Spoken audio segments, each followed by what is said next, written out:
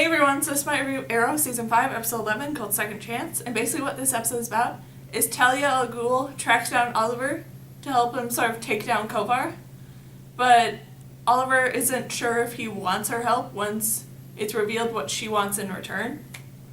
And this was a very interesting episode that wasn't the greatest of episodes. In fact, it was pretty kind of boring because there wasn't much to it. Basically what most of this episode was about is Oliver trying to track down and get a new black canary, and the person he settles on is Tina. And I did really like what they did with like Tina's whole like sort of backstory kind of how she became a metahuman and what was going on with her at that time.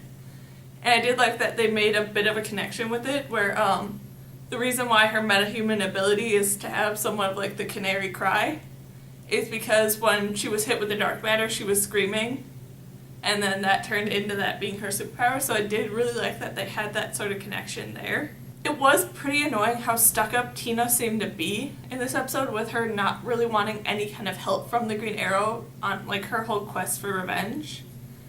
And I just didn't care for that because it just kept happening over and over and over again. And all the parts with Talia in this episode were really, really interesting, with her like having like all this knowledge of what Oliver's done since he crashed on the island, and like her sort of being there was really interesting with how they decided to take that character.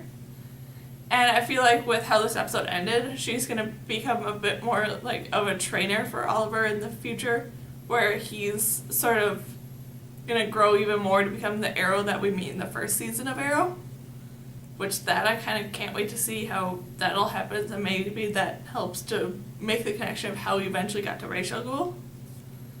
And just, I'm really excited to see more of her, and based on like all the different stuff, there will be more of her throughout the rest of the season, so I'm happy about that.